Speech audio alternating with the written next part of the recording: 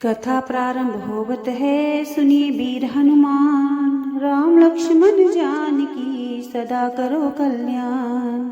अब आप विजय एकादशी महात्म्य सुनिए। विजय एकादशी की संपूर्ण कथा।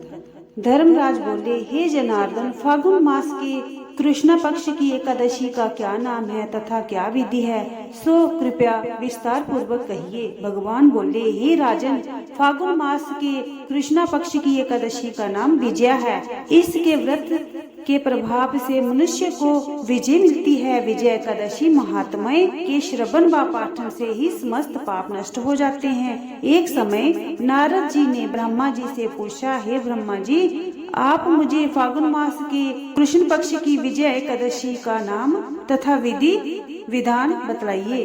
तब ब्रह्मा जी बोले, हे नारद, विजय एकादशी का व्रत प्राचीन तथा सब पापों को हरने वाला है। इस एकादशी की विधि मैंने आज तक किसी से नहीं कही। ये समस्त मनुष्य को विजय प्रदान करने वाली है। त्रेता युग में श्री रामचंद्र जी को जब 14 वर्ष का वनवास हो गया था, तब वह श्री लक्ष्मण जी के साथ और माता जानकी सहित पंचवटी में निवास करने लगे थे। उस समय उस जगह महापापी रावण ने सीता जी का हरण किया। इस दुखद घटना से श्री राम तथा लक्ष्मण जी अति व्याकुल हुए और सीता जी की खोज में चल दिए। घूमते घूमते जब जटायु के पास जा पहुँचे तो जटायु ने समस्त कथा सुनाई और स्वर्ग को प्रस्थान किया। कुछ आगे चलकर उनकी सुग्रीव से मित्रता हुई और वाली का वध किया। फिर हनुमान जी ने लंका में जाकर सीता जी से रामचंद्र जी तथा सुग्रीव की मित्रता का वर्णन किया। वहाँ से लौटकर हनुमान जी श्री रामचंद्र जी के पास आए और सब हाल कहा। तब श्री रामचंद्र जी ने सुग्रीव की सहमति से वानर वालुओं को सेना सहित लंका को प्रस्थान किया।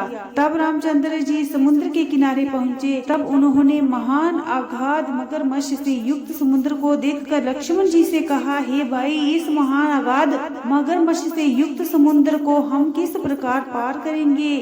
तब लक्ष्मण जी बोले, हे भ्राता, आप आदि पुरुष पुराण पुरुषोत्तम हो। यहाँ से करीब आधा योजन की दूरी पर कुमार द्वीप में बगदालव्य नाम के मुनि रहते हैं। उन्होंने अनेकों नाम के ब्रह्मा देखे हैं। आप उनके पास जाकर इसका उपाय पूछिए। लक्ष्मण जी के वचन सुनकर श्री रामचंद्र जी बगदालव्य ऋषि के पास गए और उनको प्रणाम करके बैठ गए। मुनि ने भी उनको मनुष्य रूप में पुरुषोत्तम समझा और पूछा, हे राम जी, आप कहाँ से पधारे हैं? तब वह बोले, हे महर्षि, मैं अपनी सेना सहित यहाँ आया हूँ। आप कृपा कर समुद्र पार करने का कोई उपाय बतलाइए, इसी के लिए मैं आपके पास आया हूँ। तब ऋषि बोले, हे रामचंद्र जी, मैं आपको उत्तम व्रत बतलाता हूँ। फागुन मास के कृष्ण पक्ष की विजया नाम एकादशी का व्रत करने से तुम समुद्र के अवश्य ही पार हो जाओगे